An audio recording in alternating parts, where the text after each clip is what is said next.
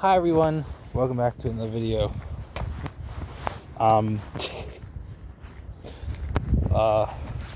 Today we're going to be talking Australian Survivor. And only Australian Survivor.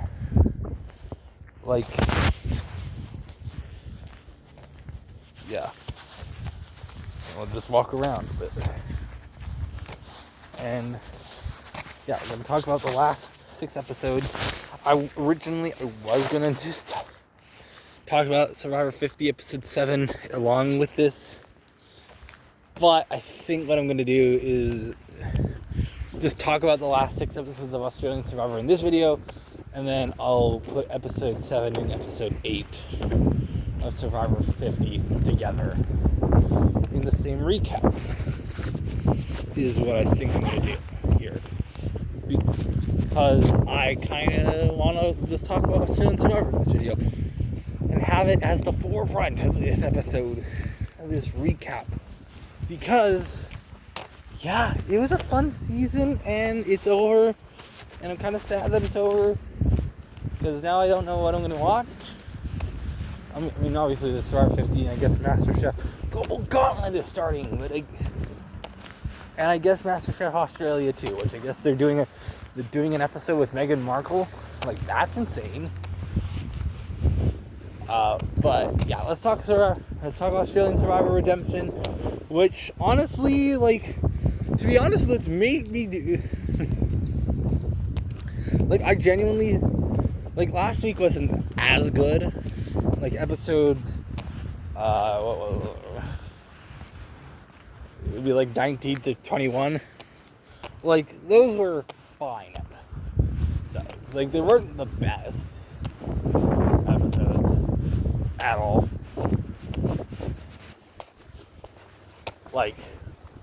Nowhere near close. They were not. They simply weren't as good as episodes. But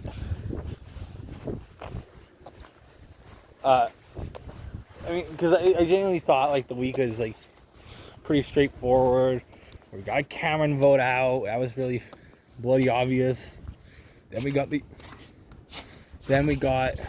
Brooke vote out, which, to be honest, I kind of thought it was someone else going out instead. Would have been better. We could have gotten a rock drop. We could have gotten it, and then we got a Boring Keeley vote out as well. But really, this last week, the final week, that made me do this as its own video, because yeah, this week's insane. I was not expecting this week had no right to be as good as it was.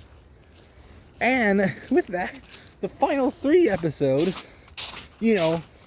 which we heard was only one round of gameplay. Usually the final 3 episode would just be the vote out. It would be final immunity challenge. One person gets voted out, and then final tribal, all in one episode. And that's usually what it has been. Here, they did it as episode 22 was the final 4 round.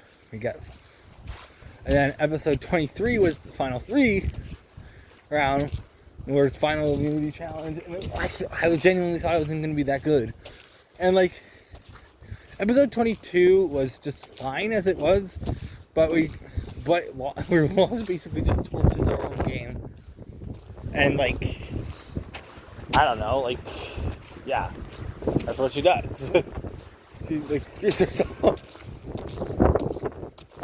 There goes her game. She's not winning. Where she literally throws herself into fire no, sorry. Never mind. She ties the vote deliberately, knowing all the hell and giving Caleb another move in the game when she could have literally just voted out Caleb, who is, the biggest threat in the game out of those 4, right? I think. So obviously, Sally is losing to. So obviously, Sally ends up losing to Caleb in that fire making challenge after the tie. But actually, I was actually happy with the episode. It was decent enough. It wasn't terrible. I expected it to be a bit more boring, but it was good. It was good. Episode 23, genuinely, might be one of my favorite episodes I've ever watched of any Survivor ever. And it might be my favorite, it's definitely one of my favorite episodes of the season, and definitely one of my favorite episodes of Australian Survivor ever. I could not be happier with the outcome.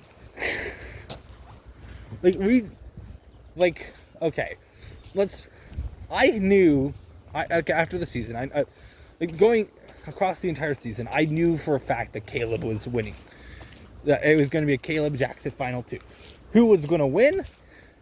We didn't know that until the day of the reunion, where someone posted it on the Spoiled Survivor Reddit. Where, they posted on the Spoiled Survivor Reddit of basically saying who wins. And, yeah.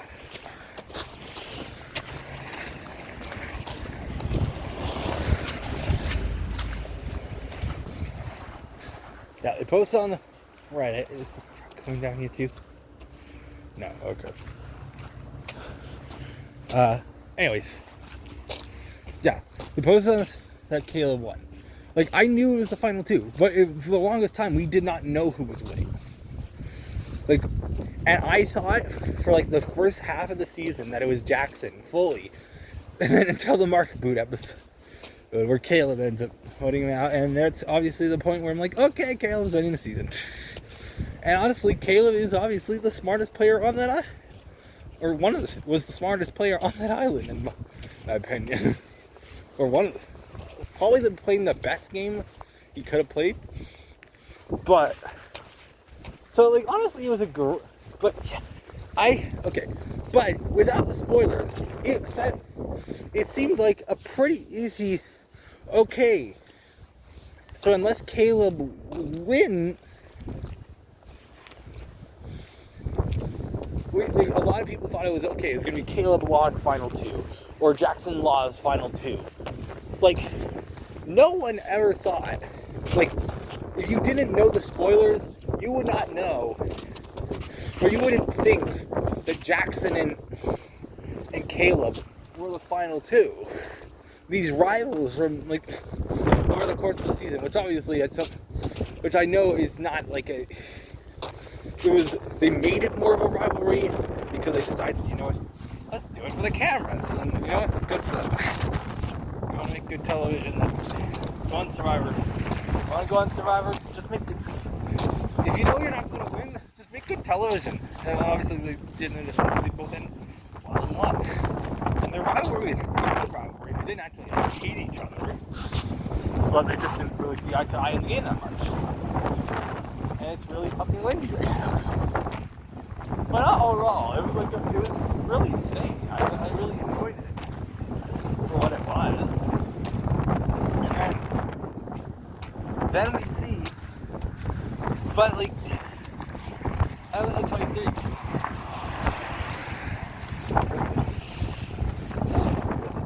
Incredible. That immunity challenge was fun. We thought this was going to be the most boring, dreadful episode of the entire season. Usually other episodes are going to be 50 minutes long. This was 45 minutes, and I was God, or 46 minutes, I guess. And I was oh, this is going to be such a drag. It's going to be so boring. And we actually thought, knowing the final 2, that Jackson was going to be the one to make the move here and not Caleb. But it turned out really into immunity challenge, really good. Where it's everyone lasts at least 3 hours, which is insane. That's a very long time for these endurance challenges.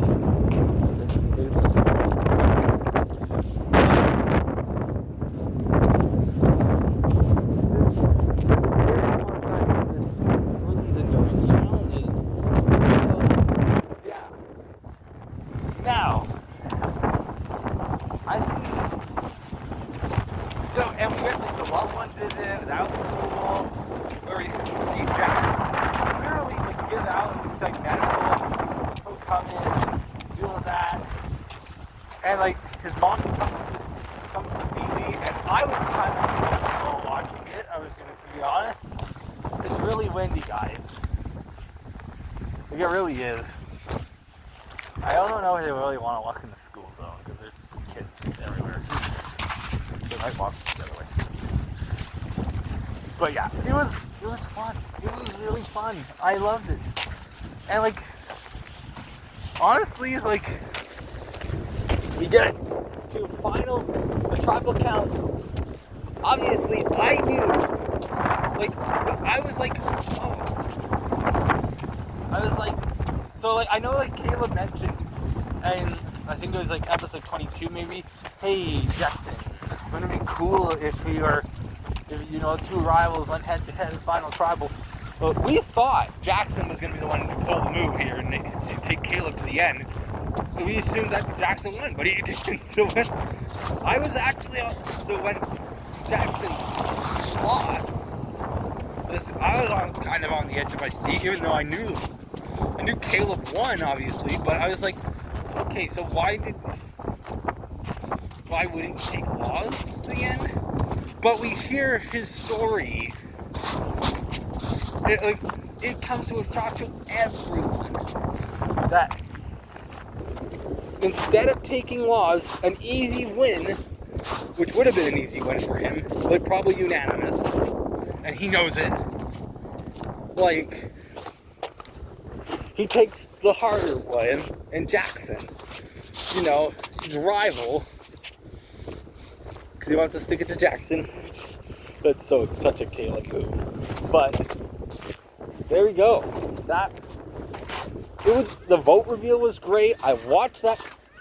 I swear I watched that clip like more than 20 times at this point.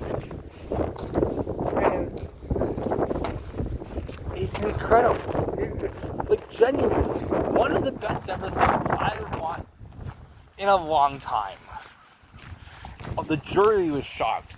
Probably every single person on production, including David, was shocked by this move. No one was. Everyone thought Jackson was going to get voted out here. And supposedly, and then we get to the finale, which we see Caleb win in a 6-3 vote to Jackson, which was obviously the harder route, which means, you know, Jackson got a couple votes here. But, like, it was very interesting, kind of. Like, I really enjoyed it for what it was. Where we get a Jackson, where Caleb does an abysmal job at Final Tribal. And he kind of knows it. Like, he knows he did terribly.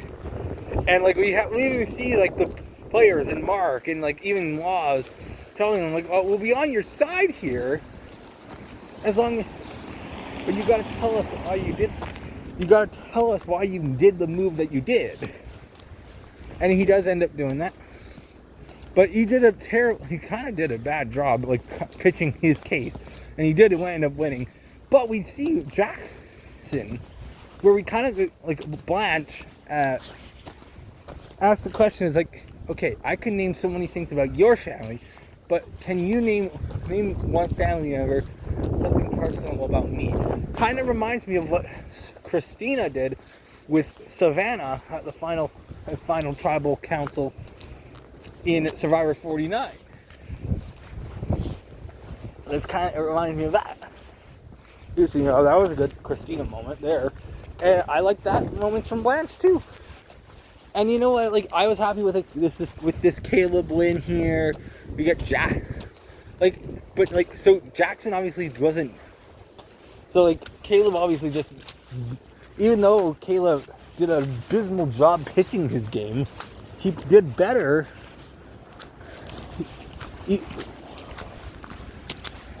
It was a better outcome for him because he won because of his relationships. So it was like, Obviously, his pitch must have been good enough for him to win. In anyways, and I know he said like his idea behind not taking Laws was because he didn't want to pitch. He didn't want to, like, him and Laws were so close by the end of it. And Laws was kind of, like, she knew she was going to lose. But he didn't want to win in the landslide. He wanted to make good television, I think. And, like, it was during that immunity challenge, the final immunity challenge, like, Caleb genuinely wanted to take Laws to the end, but it was during that final immunity challenge where, you know, Laws kind of refused to step down. And so Caleb just was like, realized she's probably going to take Jackson to the end here if she wins this. And I think that's a good move for Caleb here, and it was a good move. Obviously, Laws was barely on the show. She didn't even get she barely got a confessional in episode 22. But it was brilliant television. It just was. I enjoyed it a lot. It was pure cinema. I gotta say it. Words of Riz God. And like I was like, this is like genuinely at a time this was a 10 out of 10 episode on IMDb. Like that doesn't happen for Survivor, let alone Australian Survivor. So like it did very well. Like, and a lot of the fans loved the episode, so that's good on them. Like the fans really loved it. I know like Shannon Gus absolutely loved it, or Shannon Gates, I guess. And I saw, like, I was watching, like, Rob Has a Podcast, like, the RHAP, with Mike Bloom and Kuya. They were shocked. They were like, holy shit. They thought Caleb lost this game to Jackson. But, like, it was very close. It was a close final tribal. And it was kind of more of a back and forth here. So it was kind of fun. Now, in terms of how they formatted the finale, where we get the reunion coming back, which honestly I like the reunion. The live reunion in Sydney, I like the reveal to that they did. That was pretty fun. But I think it was stretched out a little bit long.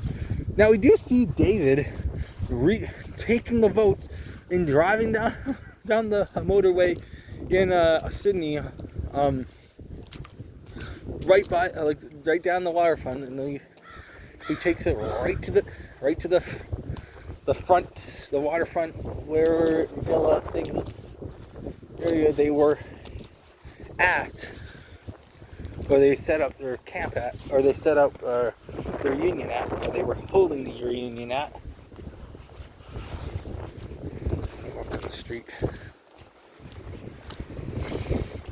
Like, they set that up.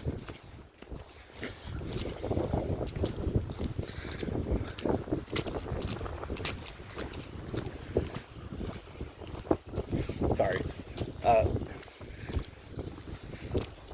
It did very well. Like, with him driving down the motorway. Like, he did what Jeff Probst used to do. It was in, like, very early seasons. Like, they did it in Guatemala. They did it in... Yeah, it was, like, the very early seasons. I think he skydived once. Like, he rode on a jet ski. And, like, honestly, it just shows that David is a good host. He is. I know a lot of people miss JLP. I miss JLP. And I hope JLP finds this footing somewhere. But here we are. But, like, David did a good job. He is.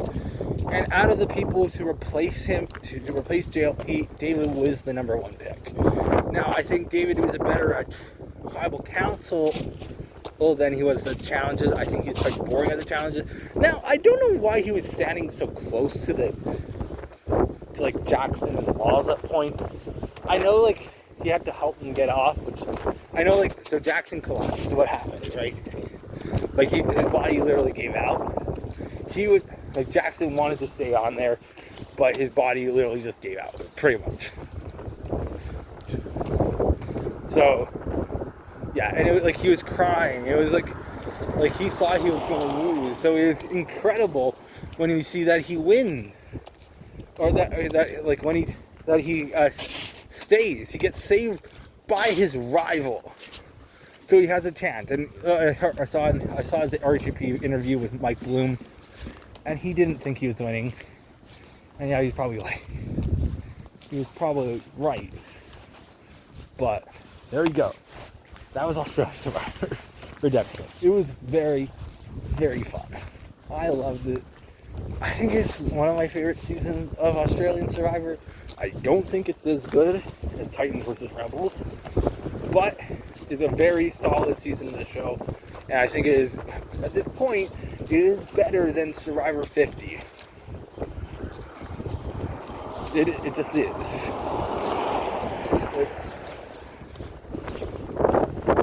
It just is better than Survivor 50. And I think they did a phenomenal job, the producers and stuff. Like, the cast this season was fun. Like, I think it was wonderful. I really had fun watching it. I was like, and I think a lot of the fans loved it. I'm excited for next season. We're going to Malaysia, which, you know, it's where the show started. I believe Expedition Robinson started filming all those years ago. The first location was Malaysia, and obviously we know Survivor Borneo, Malaysia.